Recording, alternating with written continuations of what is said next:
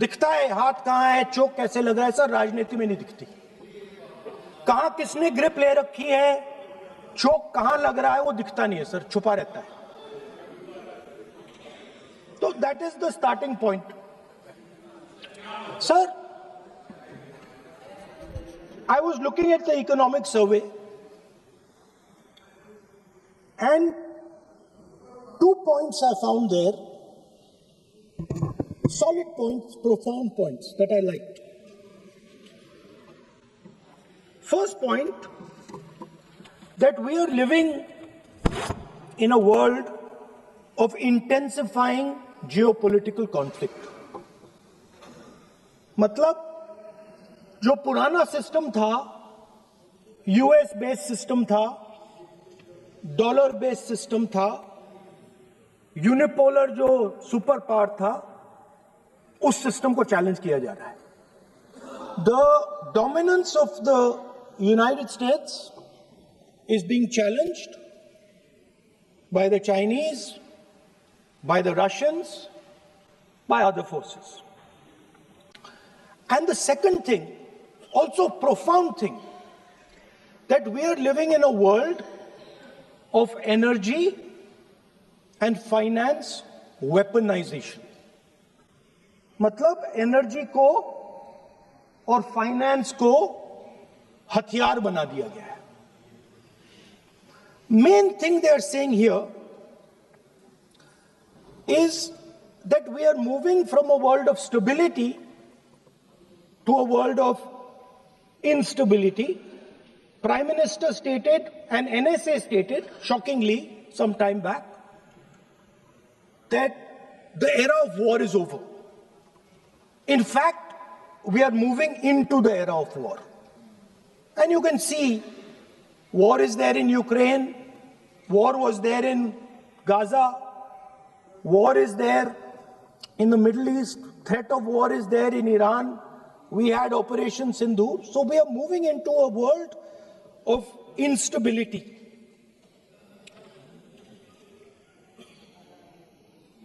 The dollar is being challenged. The central game, as my friends on the other side understand, is the dollar is being challenged. US supremacy is being challenged. We are moving from a world of one superpower to some new world that really we can't predict. Maybe two superpowers, maybe multiple powers. And it's an unstable world. And that is what you have said in your economic survey, and I agree with it, 100%. At the center of this fight is the concept of AI. Everybody says that we are moving into the era of AI. And I'd like to warn. दोस्तों नमस्कार। दोस्तों, वर्तमान में संसद के दोनों सदनों पर में इस बात की चर्चा हो रही है कि जो बजट केंद्रीय वित्त मंत्री सीतारमण ने जो पेश किया है वो आम आदमी के ज़िंदगी में कोई बदलाव लाने का संकेत नहीं दे रहा है। ये कहा जा रहा है कि ये बजट पूरी तरीके से व्यापारी जगत को देखते हुए बनाया गया है, आम आदमी को इससे कोई भी राहत नहीं मिलने वाली है। इस बात को लेकर संसद के दोनों सदनों में सरकार और इंडिया ब्लॉक के नेताओं की जमकर तू मैं हो रही है, जहां एक तरफ विपक्ष के सारे नेता, चाहे उसमें अखिलेश यादव हों, अभिषेक बनर्जी हों, जो भी बड़े बड़े नेता, दिग्गज नेता, जिस तरीके से बजट की लानत मलानत कर रहे हैं, उसमें राघव चड्ढा का जो बयान, जो उन्होंने भाषण दिया, उसको लेकर वित्त मंत्री सीतारमण भी खड़ी होकर विरोध करने लगी। इतना ही नहीं, केवल राहुल गांधी के भाषण की जब बारी आती है तो ये साफ दिखता है कि पूरा सदन जो कि सत्ता के साथ में रहता है, एनडीए के जितने भी सांसद होते हैं, वो पूरी तरीके से इस कोशिश में रहते हैं कि राहुल गांधी के खड़े होते ही उनके ऊपर दबाव बनाया जाता है कि वो भाषण बंद कर दें। वहीं दूसरी तरफ जब से सरकार के मंत्री जब भी जैसे भी राहुल गांधी अपनी बात रखने खड़े होते हैं तुरंत बीच में खड़े होकर उसमें टोका टाकी करने लगते हैं। वहीं लोकसभा स्पीकर की भी भूमिका बड़ी संदिग्ध नजर आती है। जब भी विपक्ष के नेता खड़े होकर बातचीत करते हैं, खास तौर से कांग्रेस के नेता तुरंत उनके ऊपर टोका टाकी और रोकने की प्रक्रिया जारी कर देते हैं। और खास तौर से तो नेता प्रतिपक्ष के रूप में जब राहुल गांधी अपनी बात को रखने के लिए आगे आते हैं, वैसे ही तुरंत लोकसभा स्पीकर का मुंह बन जाता है। तुरंत उनका मुंह से ये साफ होता है ये अलाउड नहीं है, ये बात आप संसद के पटल पर नहीं रख सकते हैं। उन्होंने पूर्व सेना अध्यक्ष MM नरवणे की किताब 4 स्टार्स डेस्टिनी के बारे में जब संसद में बात करनी शुरू की, तुरंत पूरी सरकार उसके विरोध में खड़ी हो गई। सारे सांसद मिलकर राहुल गांधी को हूट करने लगे और इसके साथ साथ लोकसभा स्पीकर स्वयं राहुल गांधी को रोकने के प्रयास करते दिखे। बात दरअसल ये है कि अब सरकार को ये डर लगने लगा है कि राहुल गांधी को देश में लोग सुनते हैं, उनकी बातों पर विश्वास करने लगे हैं। ये उनकी सरकार के लिए बहुत बड़ा खतरा है। प्रधानमंत्री मोदी राहुल गांधी के वक्तव्य के दौरान अनुपस्थित या गैर मौजूद रहने की कोशिश में लगे रहते हैं। इत्तेफाक देखिए कि इतिहास में ये पहली बार हुआ कि किसी प्रधानमंत्री ने बजट सेशन में राष्ट्रपति के अभिभाषण पर उनका आभार प्रकट करने की भी जरूरत नहीं समझी। दिल्ली में रहते हुए भी वो संसद सदन में लोकसभा में शामिल नहीं हुए। और सबसे बड़ी चीज तो ये, जहां विपक्ष उनको बजट पर घेर रहा था, एप्स्टीन फाइल्स के पर घेर रहा था, वहीं दूसरी तरफ किसानों के ऊपर जो US ट्रेड जो डील हुई है उस पर सवाल जवाब कर उठा रहे थे। ऐसे में Placed by AI. So, why I'm saying this is we're moving into a turbulent world, dangerous world. Now, when you move into a dangerous world, what is the first thing that you have to understand? The first thing you have to understand is what are your strengths as a person and as a nation. So, I'd like to say to the House here what I think are the strengths of our great country. And I would say that the central strength is our people. 1.4 billion people, brilliant, energetic, dynamic, who can challenge anybody in the world. Biggest strength. But it's not only the people. Because in the 21st century, a very interesting thing has happened. People create data. So we have the biggest data pool on the planet. 1.4 billion people means massive amount of data is being generated in India, and data is wealth. Rahul Gandhi जब लोकसभा में US deal, trade deal के बारे में बोलते हैं और सीधा सीधा आरोप प्रधानमंत्री पर लगाते हैं कि उन्होंने देश को US प्रेसिडेंट ट्रंप के आगे बेच दिया है, भारत माता को बेचने का पाप किया है। ये कहते हैं कि आतंकवाद से लड़ते हैं, ये कहते हैं कि ये टेररिज्म से लड़ते हैं, और ये एक कोर्ट से डरते हैं। ये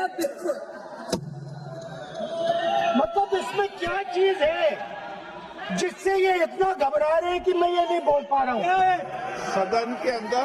इसमें क्या चीज है? ये झूठ है, जो बोलने का परमिशन नहीं, ये झूठ है।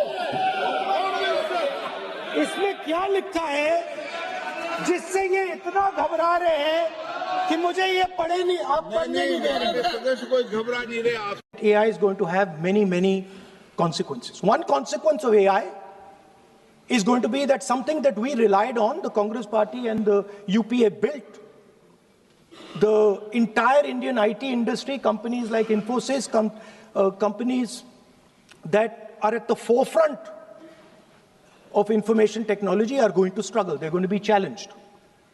The idea of becoming a software engineer, which is a very popular idea in India, going to be challenged. Lots of our software engineers are going to be replaced by AI.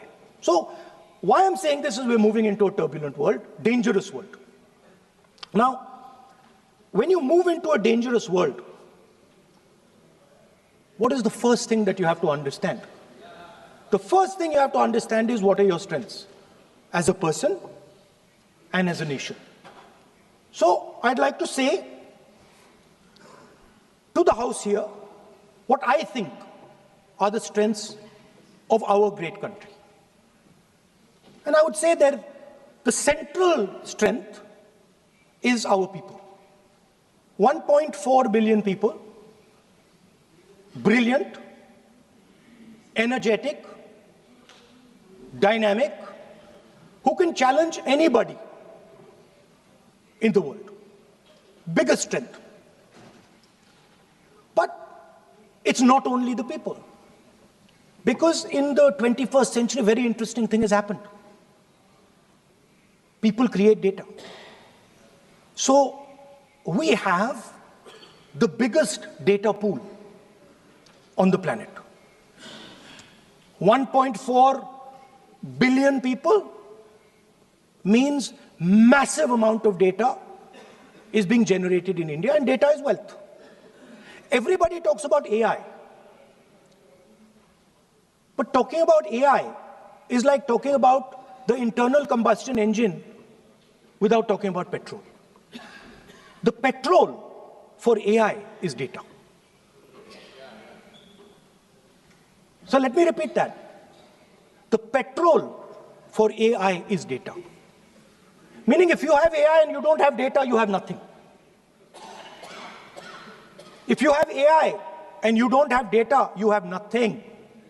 Now, which are the two biggest pools of data on the planet? The Indian pool of data and the Chinese pool of data. They also have 1.4 billion people. We have bigger population than them. We allow more freedom. We allow our people to do more dynamic things. So we have, in fact, more interesting data. What's the second strength? The second strength, and what do you need in difficult times? You need food.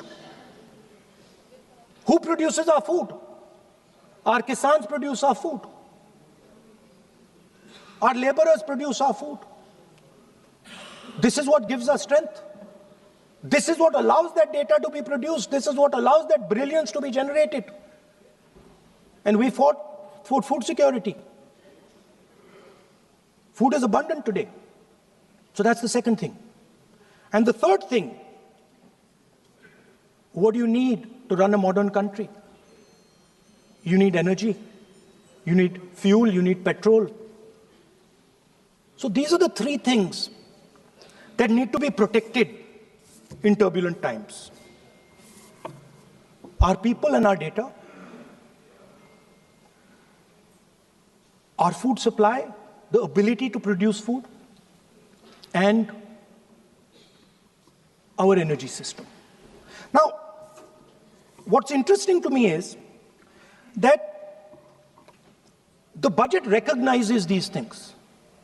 The budget recognizes that we are going into a dangerous time, intensifying geopolitical conflict. The budget recognizes that energy and finance are being weaponized all across the world. Dollar is being weaponized. Dollar is weakening in value. Gold, silver prices are going up. Everybody can see this. But there is nothing in the budget. There's absolutely nothing in the budget that looks into these two issues. There is nothing in the budget about energy and finance weaponization. There is nothing in the budget about the intensifying geopolitical conflicts and what we are going to do about it. The budget just reads like any of their budgets. Right? And Budget is something, of course, that comes once a year. But in parallel to the budget, something new has happened. The US deal. We have made a deal with the United States. Now, one thing I'd like to make very clear, and this is something that is not well understood. In a contest between the United States and China, the single most valuable asset is Indian data. आपने देखा होगा कि राहुल गांधी अब वो 5-7 साल पहले वाले राहुल गांधी नहीं रहे हैं, जिनको पप्पू बनाने के लिए देश की प्रमुख मीडिया पूरी तरीके से उनके खिलाफ में मिशन में जुटी रही। और इसके साथ कुछ चुने हुए लोग, उद्योगपति, जो कि कांग्रेस और राहुल गांधी के खिलाफ में साजिश करने में शामिल थे। और इसकी शुरुआत 2010 से शुरू हो जाती है। देश का 14 के बाद आप देखिए किस तरीके से गोदी मीडिया के रूप में जाना जाने वाला प्रमुख मीडिया उद्योग जिस तरीके से कांग्रेस और राहुल गांधी की छवि को बिगाड़ने में शामिल रहे, अब राहुल गांधी उस छवि से मुक्त हो चुके हैं। आपको मालूम होगा कि भारत जोड़ो यात्रा के दौरान जिस तरीके से राहुल गांधी ने की छवि में निखार आया, उनके बोलचाल और व्यवहार में आमूलचूल परिवर्तन देखा गया। उसका असर देखा गया कि कर्नाटक में उनकी सरकार बनती है, हिमाचल में उनकी सरकार बनती है। लेकिन जब मध्य प्रदेश और छत्तीसगढ़, राजस्थान जैसे प्रदेशों में चुनाव आते हैं तो वहां देखा जाता है कि किस तरीके से कांग्रेस का सूपड़ा साफ हो जाता है। सीधे सीधे ये बात सामने आती है कि राहुल गांधी इस बात को लेकर कहते हैं कि किस तरीके से देश की संवैधानिक संस्थाएं सत्ता के साथ कदम ताल करती नजर आती हैं। देश की जांच एजेंसियां हो, ईडी हो, सीबीआई हो, इनकम टैक्स हो, इसके साथ साथ चुनाव आयोग भी पूरी तरीके से सरकार के साथ खड़ा दिखता है। That you have sold India. Are you not ashamed of selling India? Do you have no shame of selling India? You have sold our mother, Bharat Mata. Do you have no shame? But sir, the interesting thing is, that I know that the Prime Minister would not sell India under normal circumstances. He will not do it. You know why he sold India? Because they are choking him. Mr. Rahul, address to the chair, please. He has sold India because they are choking him. They've got a grip on his neck. Speaker साहब, मैंने बोला जब चोक लगाते हैं दूसरे व्यक्ति की आंख में देखते हो तो डर दिखता है सर। पीएम की आंख में डर दिखता है, दिख रहा है सर आंख में आंख नहीं मिला पाते हैं। स्पीकर साहब, सर दो चीजें हैं सर। एक सर एप्स्टीन केस,